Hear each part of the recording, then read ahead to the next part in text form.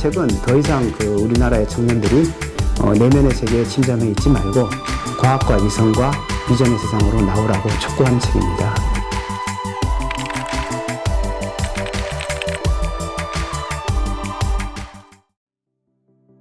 네, 저는 의과대학 의학과의 송준호입니다. 내과학을 전공하고 있어서 학생들을 가르치기도 하고 병원에서 실제로 환자를 보는 의사입니다. 그동안 신장의학 분야를 아우르는 연구에 매진하다가 이번에 사피엔솔로지의 대중적인 책을 내게 되었습니다. 네, 사피엔솔로지는 코스모스, 사피엔스, 총균세와 같은 스케일이 큰 과학적 담론을 다룬 과학교양책입니다. 독자들이 생물학적 버전의 사피엔스라고도 하고 또 빅히스토리 버전의 총균세라고도 하죠. 이 책은 호모 사피엔스라는 보잘것없는 존재가 20만 년 전 지구에 나타나 어떤 과정으로 지금의 형태와 자질을 갖추었는지, 그리고 저는 이 책에서 인류의 생물학적 표현형이라고 부릅니다만은 이 특성이 어떻게 지구를 장악하고 그 위에 지금과 같은 인공적이고 가상적인 세계를 구축하게 되었는지를 보여주고, 또 자신의 최고 역량인 DNA 피질과 생물학적 근원인 유전자의 비밀을 벗겨내고 그것을 모사하고 뜯어 고치면서 종의 한계를 도전하고 있는 현재의 모습을 그리고 있습니다. 말하자면 20만 년 사피엔스의 긴 여정의 몽타주를 보여줘서 똑똑한 독자분들이 미래를 구성할 수 있게 하려는 책입니다.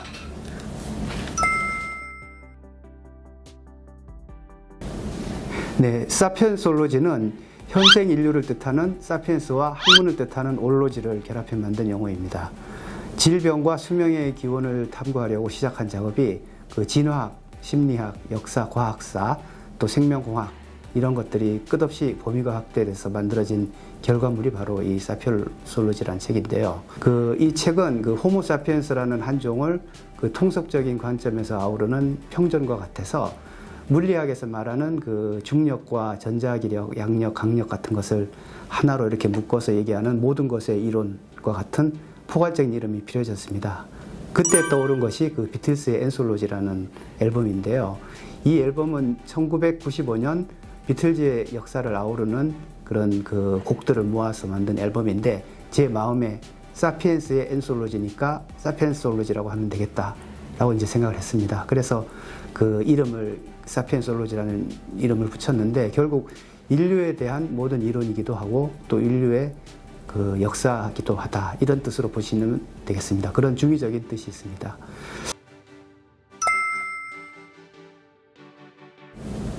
이 책은 7개의 장과 에필로그로 되어 있습니다. 그래서 첫 번째 장은 구별이라는 이름인데 우리의 기원을 다루었습니다.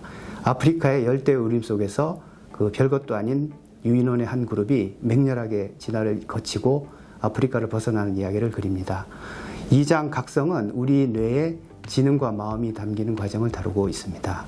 또 3장 결속은 우리 속에 있는 포유류적인 본능을 묘사하고 우리가 그 본능을 어떻게 뛰어넘어서 이타심과 협력을 만들어내는지를 이야기합니다. 4장 구축에서는 우리가 지구를 개조하는 과정을 그립니다. 빙하기가 끝나고 농경이 시작되고 도시와 국가를 건설하고 해양의 시대, 또 산업혁명, 대가속의 시대, 그리고 지금 도래하고 있는 사이버 메타버스 시대로 진행하는 과정을 단숨에 짚어보고 있습니다.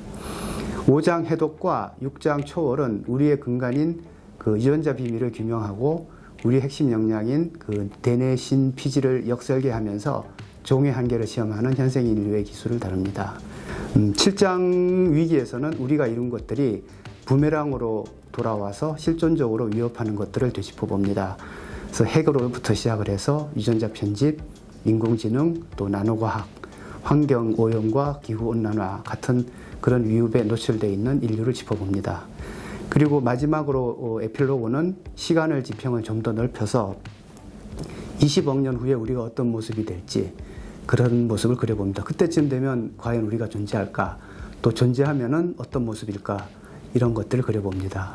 이 책은 모두 다 읽어보지 않으셔도 됩니다. 각 장이 하나하나의 책처럼 구성이 되어 있기 때문에 편안하실 때 아무 장이나 하나 열어서 읽어보시면 됩니다. 여담으로 제가 각 장의 이름을 구별, 각성, 결속, 구축 같은 두 단어 한자어로 이름을 붙였는데 이게 사실은 유명한 애니메이션인 에반게리온에서 힌트를 얻었습니다. 네, 스마트폰을 꺼내볼 때마다 인간의 미래 예측 능력이 얼마나 신통치 않은지 실감을 합니다. 15년 전에 이런 게 제 주머니에 들어있을 거라고는 생각도 하지 못했습니다. 아마 현재는 이제 동물도 복제하고 유전자 편집 아이를 만들어내고 또 인공생명체를 만들어서 그 안에 이메일 주소를 새겨 넣는 세상입니다. 인공지능이 사람보다 더 기발한 바둑 기보를 창조하고 드론과 자율주행 비행차가 그 원시 생명체처럼 하늘과 도로를 누비고 있습니다. 이 모든 일이 모두 10년이 안 되는 순간에 이루어진 일입니다. 그러니 앞으로 우리가 5년 후를 어떻게 상상하겠습니까? 저도 미래를 알려드릴 수는 없습니다. 10년이 지나면 지구의 모든 차가 전기차로 바뀔까요? 그건 알 수 없습니다. 하지만 그렇게 하지 않으면 안 된다는 것을 이 책은 말해주고 있습니다. 20만 년 동안 인류가 했던 습관과 현재의 모습을 몽타주로 보여드리면서 미래를 생각해 보도록 하려는 것이 이 책이 하려는 일입니다.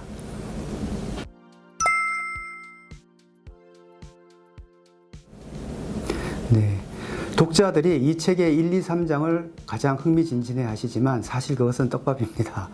이 책의 정수는 마지막 두 챕터에 있습니다.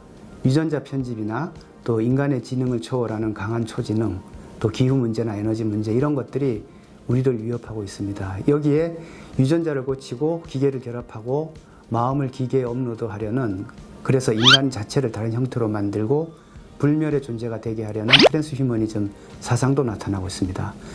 지금 유전공학이나 인공지능을 연구하는 분들은 자기도 모르는 사이에 트랜스휴머니즘에 일조를 하고 있습니다. 이제 우리는 진화의 끝에 와 있다고 생각하고 있는데 어쩌면 진화의 시작일지도 모르는 지점에 도착했습니다. 아니면 멸종을 앞두고 있는지도 모릅니다. 호모사피엔스의 성향과 기술의 발전이 갑자기 우리를 폭탄을 받아든 어린아이처럼 만들었습니다. 저는 이 책을 통해서 그것을 지적하고 싶었습니다.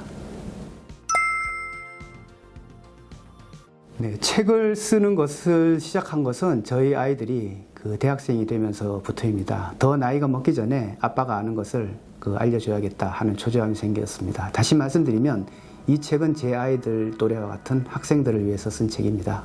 요즘은 주식 투자를 한다 해도 재무제표 분석이나 그런 것보다는 최근 과학기술 동향을 파악하는 것이 더 중요한 세상이 됐습니다. 마르크스보다 일론 머스크가 더 영향력을 미치는 사상가가 되고 있는 세상입니다. 이럴 때 생명과학에 관심을 갖거나 인공지능을 연구하려는 청년, 또 인터넷 플랫폼을 만들어 보려는 젊은이들, 메타버스 콘텐츠로 새 세상을 구축해 보려는 젊은이들, 대한민국과 세계라는 레드오션에서 어떤 일을 저질러 볼까 숨을 고르는 젊은이들이 읽어주기를 바랍니다. 한국에서는 대형 서점의 판매대에 혼자 사는 법, 외로움을 타지 않는 법, 돈을 불리는 방법만 가르쳐주는 그런 책들이 있는데 이 책은 더 이상 우리나라의 청년들이 내면의 세계에 침잠해 있지 말고 과학과 이성과 비전의 세상으로 나오라고 촉구하는 책입니다. 다윈은 최초의 약간의 뛰어남이 긴 진화의 시간이 지나면 종의 흥망을 좌우한다라고 했습니다. 이 책이 미래를 좌우할 우리 젊은이들이 출판선에서 읽어보고 약간의 통찰력을 가졌으면 좋겠다라고 저는 생각하고 있습니다. 만약에 호모사피엔스의 장대한 역사를 조망하고 현대기술이 지향하는 방향을 알고 싶으면 이 책을 읽어보시기 바랍니다.